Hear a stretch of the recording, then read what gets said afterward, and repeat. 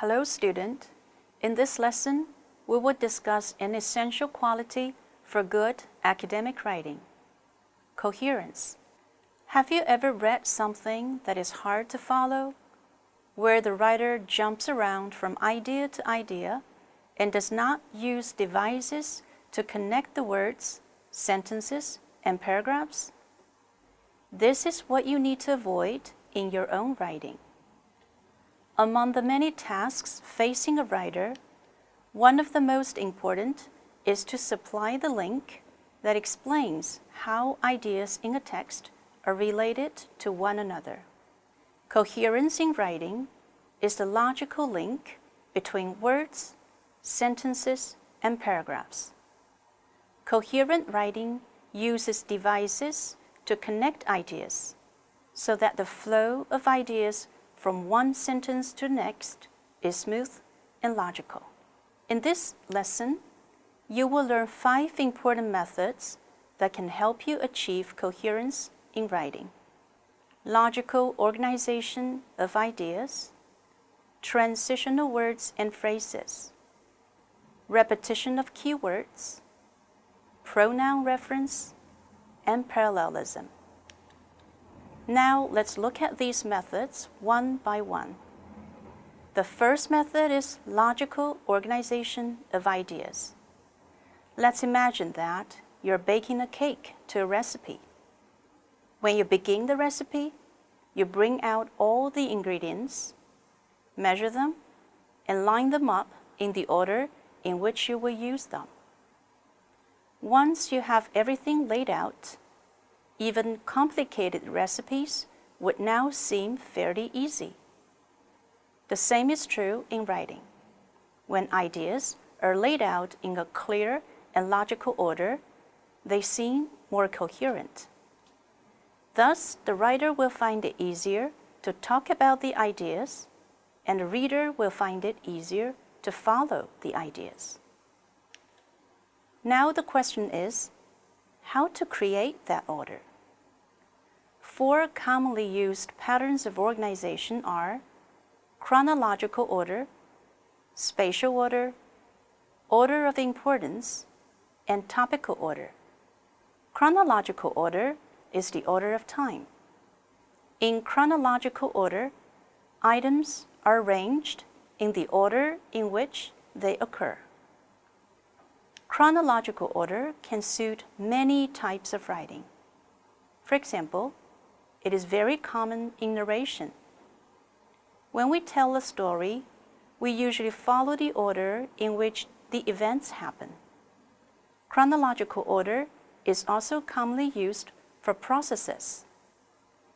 When we describe how something happens or works, we usually follow the order in which the events occur. Let's look at a description of the cycle of water. These sentences chronologically describe a series of events involved in the cycle of water. For example, as the warm air rises, it cools off. The drop in temperature makes the water vapor condense and clouds form. Then it rains. If the water drops become very cold, they return to the ground as snow or hail. Then a cycle begins again. In spatial order, items are presented as they are located in space. For example, in describing a desk, we might describe items in spatial order from left to right. In discussing the economic conditions of a country, we might start with the analysis of the northern part of the country, then that of the central part, and then that of the southern part. Spatial order is very common in description, comparison, classification, narration, and other types of writing as well. In order of importance, items are arranged from least important to most important, or from most important to least important. This is a flexible principle of organization, and is commonly used in description, comparison and contrast, cause and effect, and so on. Consider the potential effect of just a small increase in the Earth's atmospheric temperature. A rise of only a few degrees could melt the polar ice caps. Rainfall patterns would change. Some deserts might bloom, but lands now fertile might turn to desert, and many hot climates could become uninhabitable. If the sea level rose only a few feet, dozens of coastal cities would be destroyed, and life as we know it would be changed utterly. This paragraph begins with a general statement of the worrying atmospheric temperature rise, then presents specific details in order of increasing importance, and finally ends with a dramatic statement, a disastrous effect. Other similar principles of organization include general to specific order, specific to general order, most familiar to least familiar, simplest to most complex, and so on. An example is given below for general to specific order. In Europe, family names were first used in 12th century England. In that time, people were often called by what their job was. If a baker was named John, he became John Baker. A professional with a bow and arrow took the name archer. Barber was the name given to the man who cut hair. The first two sentences in this paragraph are general statements about the history behind family names. In the following sentences, baker, archer, and barber are given as specific examples. It is important that all the sentences in this paragraph follow the same pattern so that the paragraph is clear and logical. Topical order refers to a way of structuring a text by topics and subtopics. This pattern works best for explaining complex issues as it breaks the topic down into subtopics, that is, different components or aspects. Writing a topical text requires you to focus on a clear central topic and outline several supporting subtopics.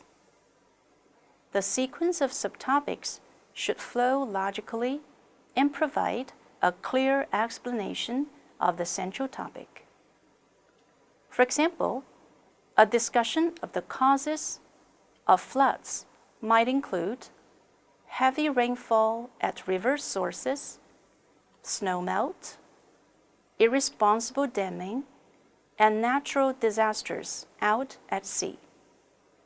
The description of a computer system might involve the 5 main components: input unit, storage unit, arithmetic and logic unit, output unit, and control unit. And a discussion of a musical might explore storyline, characters, musical score, lyrics, sings, actors, and so on. What we have discussed so far are 4 commonly used organizational patterns, but obviously they do not represent all of the different logical ways of organizing information.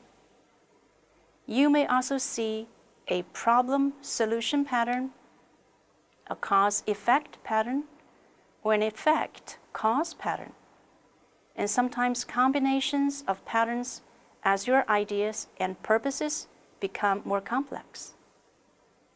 You do need to see, though, that imposing order on information makes the information easier to discuss and easier to understand. The second method is the use of transitional words and phrases.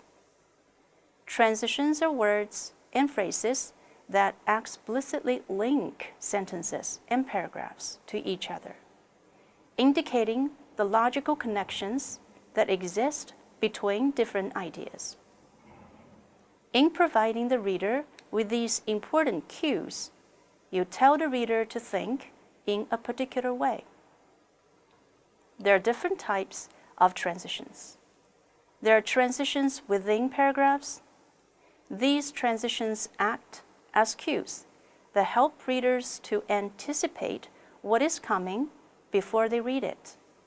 The following example shows how a disjoint paragraph can be made to flow smoothly with the use of transitions. Here's a disjointed version. Driving too fast is dangerous. Because your reaction time is shorter, the faster you go. Crashes are more serious at high impact speeds. Revised with a transition. Driving too fast is dangerous. Because your reaction time is shorter, the faster you go. In addition, crashes are more serious at high impact speeds. In the disjointed version, the two ideas are placed together without a transition present to connect them.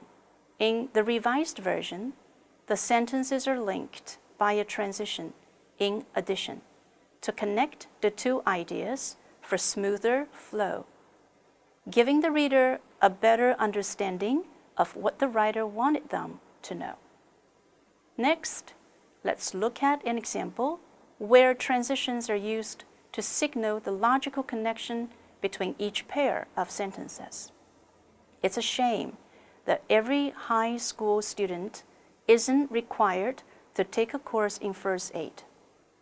For example, you might need to treat a friend or relative for drowning during a family picnic. Or, for instance, someone might break a bone or receive a snake bite on a camping trip. Also, you should always know what to do with a common cut or burn. Moreover, it's important to realize when someone is in shock. However, very few people take the time to learn the simple rules of first aid.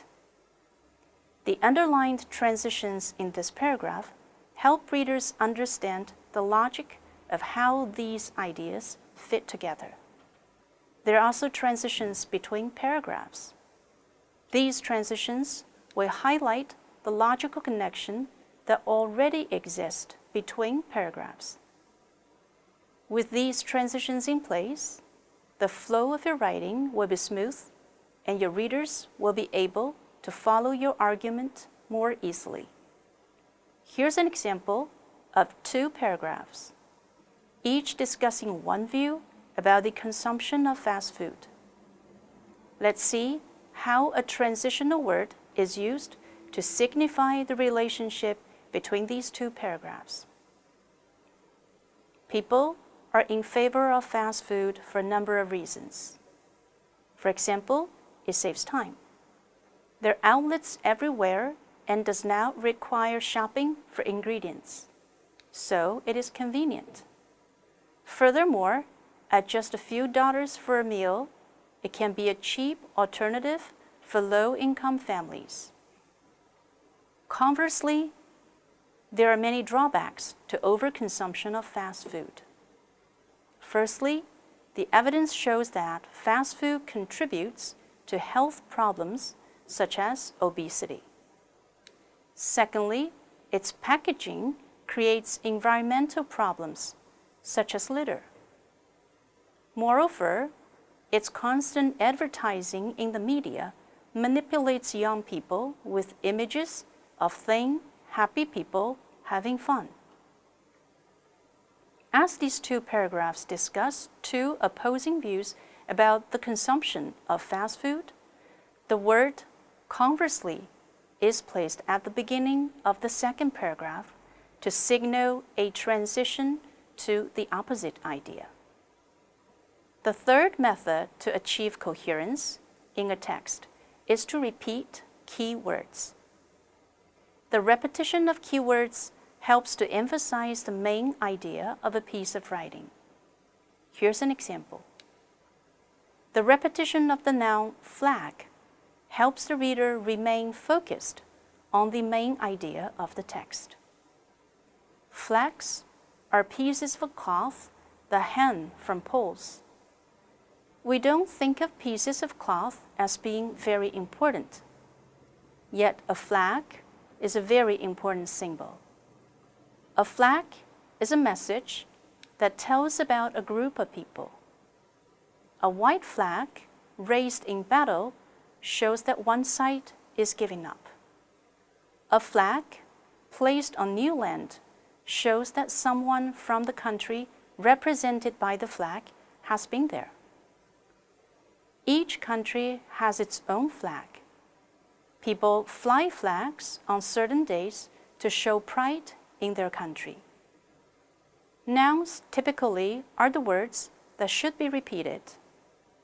However, apart from nouns, words from other word classes can also be repeated if they're central to the topic of the text. Look at the example below. The repetition of the word claim helps the reader to keep the topic in mind. I do not claim that I can tell the story as it ought to be told. I only claim to know how a story ought to be told. For I have been almost daily in the company of the most expert storytellers for many years. There is no set rule as to how often a keyword can be repeated. The guiding principle must be clarity and an avoidance of making the reader feel that there is too much repetition. An alternative to repeating the same words over and over is to use other words that have the same or nearly the same meaning, that is, synonyms. Synonyms provide alternative word choices that can add variety to a text and can help eliminate unnecessary repetition. In the example below, teenagers are referred to as young adults in the second sentence, so that repetition is avoided. Teenagers face an enormous amount of peer pressure from friends and schoolmates. As a result, many young adults are exhibiting signs of severe stress or depression at an early age. Another way of linking sentences and paragraphs involves using pronouns that point back to an idea mentioned previously. Pronouns can naturally connect ideas because pronouns almost always refer the reader to something earlier in the text. What's more, pronouns can also help create a text that is easy to read by eliminating wordiness and unnecessary repetition. In the following example, we can see how pronouns are used, not only to tie sentences together, but also to avoid excessive repetition. Spider silk is strong enough to catch insects. Its strength can be measured. Mr. Knight says the silk from an orb web spider is 5 times stronger than fiber made by man. He also estimates that a rope of spider silk as thick as one pencil could pull a large ship through the water. Another way to achieve coherence in our writing is parallelism. That is, using the same sentence structure with the same keywords to emphasize ideas. Parallelism is often employed as a rhetorical technique for effect. However, the parallel structures highlight the similar patterns in the sentences. which help establish the relationship between the sentences at the same time. Used skillfully and selectively, this technique can hold sentences together and focus the reader's attention on a central idea. Here's an example of parallelism from the play Getting Married by George Bernard Shaw. Notice how the writer repeats the construction, couples who dislike one another, to emphasize connections between related ideas. They're couples who dislike one another furiously for several hours at a time. They're couples who dislike one another permanently. And they're couples who never dislike one another. But these last are people who are incapable of disliking anybody. The following paragraph is another example of parallelism. The parallel structures some, others, still others allow the reader to flow smoothly from one idea to the next and to understand the relationships and connections between ideas. Students have diverse ways of preparing for final exams. Some stay up the night before, trying to cram into their brains what they avoided all term. Others pace themselves, spending a little time each night going over the notes they took in class that day. Still others just cross their fingers, assuming they absorbed enough along the way from lectures and readings. In the end, though, everyone hopes the tests are easy. We are at the end of this lesson. To summarize, a coherent text has sentences that all logically follow each other. They're not isolated thoughts. In the future, when you write, try using the various approaches we have learned today to build meaning connections and guide your readers through the text.